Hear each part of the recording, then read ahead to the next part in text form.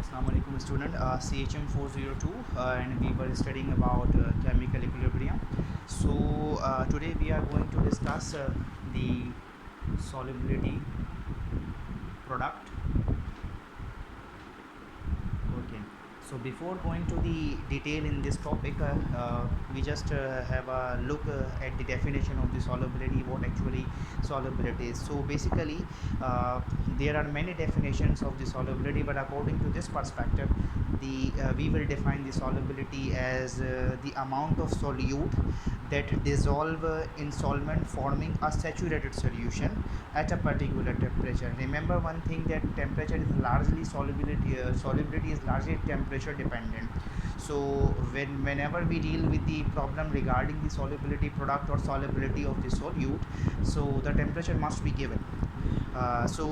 We were talking about saturated solution, that at room temperature, at any temperature, whatever the amount of solute that dissolve in the solution and make a saturated solution. Saturated means that some solid particles will settle down in the bottom of the container, and it will not further dissolve.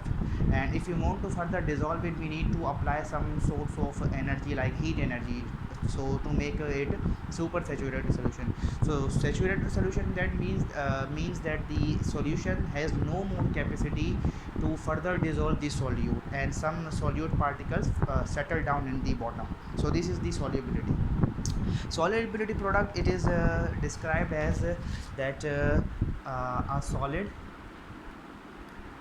in contact with its saturated solution in such a way that its concentration remains constant.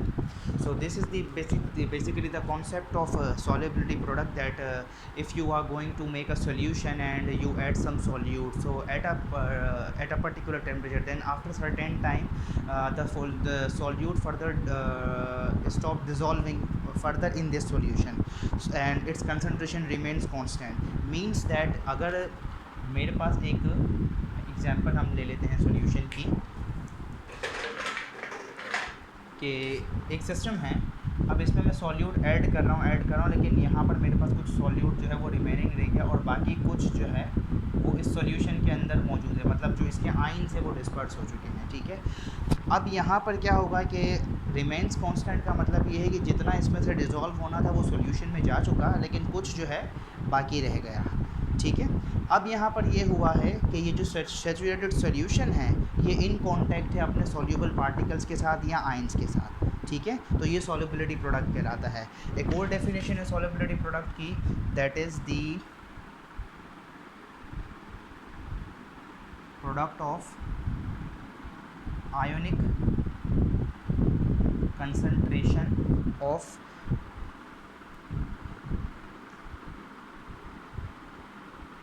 involved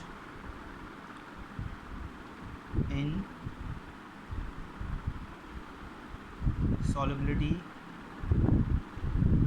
equilibrium. Product of ionic concentration means, let's suppose we discuss through this diagram कि अगर मेरे पास ये एक solution है silver nitrate का, okay sorry silver chloride, okay. अब मेरे पास जो है ये सॉल्यूशन है, लेट्स सपोज सिल्वर नाइट्रेट बात कर लेते हैं, या फिर बेरियम सल्फेट की बात कर लेते हैं, चलो सिल्वर क्लोराइड नहीं, बेरियम सल्फेट। अब ये जो बेरियम सल्फेट है, ये जो सॉलिड है ये भी बेरियम सल्फेट है, लेकिन इसकी कुछ अमाउंट जो है वो आपके पास डिज़ोल्व होगी, किस में जा चुकी होगी, सॉल्यूशन के अंदर। तो अब यहाँ पर ये जो पार्टिकल्स है ये कुछ बेरियम पार्टिकल्स होंगे, कुछ बेरियम के आयंस होंगे, सल्फेट के आयंस होंगे। तो अब यहाँ देखें कि तकरीबन बेरियम जो है वो सॉलिड फॉर्म में मौजूद है और स्लाइटली जो डिज़ोल्व हुआ है वो सॉल्यूशन के अंदर जा चुका। तो अब यहाँ पर जो है एक सिचुएशन सेटअप होगी जब सॉलिड बेरियम सल्फेट और उसके आयंस के दरमियान जो है डायनामिक इक्विलिब्रियम सेट होगा। और क्या होगा, और डायनामिक इक्विलिब्रियम की कंडीशन हमें पता है कि रिएक्शन कंटिन्यूस होगा, लेकिन नेट कंसंट्रेशन जो है वो ना आइंस की ना इस सॉलिड बेरियम सल्फेट की वो चेंज नहीं होगी। तो ये चीज़ कहलाती है सॉलिबिलिटी प्रोडक्ट। सपोज कर लेते हैं इसकी डेरिवेशन के consider a weak electrolyte is in equilibrium with its saturated solution. बिल्कुल यही कंडीशन है, that is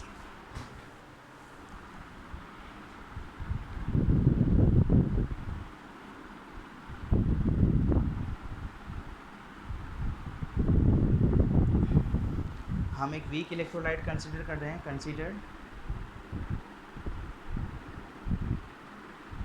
a weak electrolyte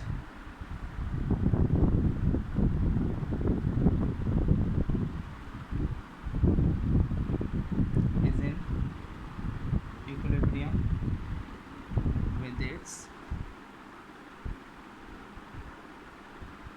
saturated solution। ठीक है, वीक इलेक्ट्रोलाइट मैं क्यों कह रहा हूँ, हमेशा याद रखिएगा सॉलिबिलिटी प्रोडक्ट की जो टर्म है वो बेसिकली हम वीक इलेक्ट्रोलाइट के लिए यूज़ करते हैं। वीक इलेक्ट्रोलाइट वो होते हैं जो एक्वस सॉल्यूशन में इजीली आइंस प्रोड्यूस नहीं करते हैं, ठीक है, या कम्प्लीटली डिसॉल्व नहीं होते हैं। मतलब कहने का ये है कि वो एज ज़्यादा तकरीबन जो है जितना सॉलिड आपने लिया है वो एज इट इज इतना रहेगा, और माइनर अमाउंट में उसके आइंस जो है वो एक्वस सॉल्यूशन में जाएंगे, ठीक है। और ये चीज़ इसलिए है क्योंकि जब हम स्ट्रॉन्ग इलेक्ट्रोलाइट की बात करते हैं तो जो कि वो क्या कहते हैं कम्प्लीटली डिज़ोल्व हो जाते हैं, मतलब जिनका सॉल्यूशन जो है वो इलेक्ट्रिसिटी ईजीली कंडक्ट कर पाता है। क्यों? क्योंकि वो वहाँ पर वो फुली आयनाइज्ड हो जाता है वो प्रोडक्ट, वो इलेक्ट्रोलाइट या वो कंपाउंड, और वो आइंस जो है वो ईजिली मूव कर पाते हैं through the passage of electricity. लेकिन वीक इलेक्ट्रोलाइट्स में ऐसा नहीं होता है। और वीक इलेक्ट्रोलाइट की कंडीशन इसलिए रखी है क्योंकि वीक इलेक्ट्रोलाइट में आइंस जो है वो कम से कम होंगे। जब आइंस कम से कम होंगे तो उनकी इंटरेक्शन आपस में इतनी ज़्यादा नहीं हो सकेगी। जबकि अगर कोई स्ट्रॉन्ग इलेक्ट्रोलाइट है और वो फुली आयनाइज हो जाएगा तो जो सॉल्यूशन के अंदर आइंस होंगे क्योंकि वो बहुत ज़्यादा है तादाद में, तो उनकी इंटरेक्शन के चांसेस ज़्यादा हैं क्योंकि वहाँ आइंस का क्राउड बहुत मौजूद है। जबकि वीक इलेक्ट्रोलाइट में आइंस का क्राउड मौजूद नहीं होता है। इसी वजह से सॉलिबिलिटी प्रोडक्ट जो है वो सिर्फ वीक इलेक्ट्रोलाइट्स के लिए एप्लीकेबल होता है। अब हमारे पास जो वीक इलेक्ट्रोलाइट है वो हम बेरियम सल्फेट की ही बात कर रहे हैं, जो कि हमारे पास सॉलिड स्टेट में है, ठीक है। और ये जब आयनाइज होगा तो इसका बेरियम आयन फर्निश करेगा और साथ ही साथ सल्फेट आयन फर्निश करेगा। याद रखिए जो सबस्क्रिप्ट में मेंशन कर रहा हूँ इसको देखने वाली बात, ये सॉलिड फॉर्म में है, ये एक्वस है, ये एक्वस है, that means there is an equilibrium between ionized form and non ionized form, ठीक है। ये जो वीक इलेक्ट्रोलाइट है ये इक्विलिब्रियम में अपने आइंस के साथ। अब अगर इसके लिए हम बात की जाए यहाँ पर, तो इक्विलिब्रियम कांस्टेंट की वैल्यू क्या हो सकती है, हम इसका इक्विलिब्रियम कांस्टेंट ऐसे लिख सकते हैं कि equilibrium concentration of aqueous barium ion, equilibrium concentration of aqueous sulphate ion and equilibrium concentration of solid barium sulphate, ठीक है। रिमेंबर दिस कि हम यहाँ पर हमेशा इक्विलिब्रियम कंसंट्रेशन को ही पुट करेंगे, ओके।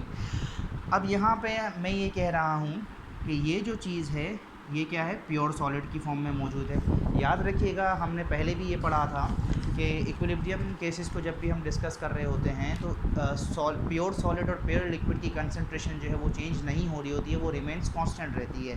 क्यों रहती है ये भी पहले डिस्कस कर लिया था, क्योंकि उनकी डेंसिटी चेंज नहीं होती है और डेंसिटी जो है वो कंसंट्रेशन के ही इक्वल है। वो कैसे है वो लास्ट लेक्चर में मैंने बताया था।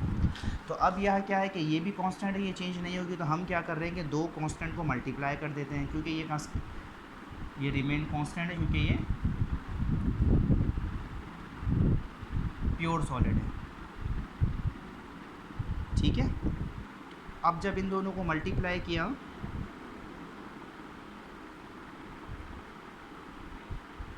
तो ये हमारे पास आ जाएगा इसके इक्वल,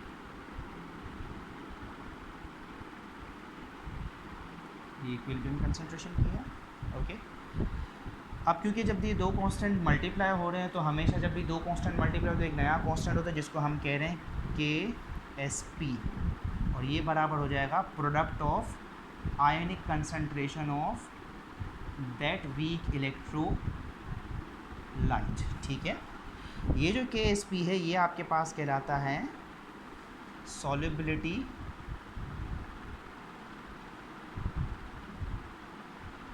प्रोडक्ट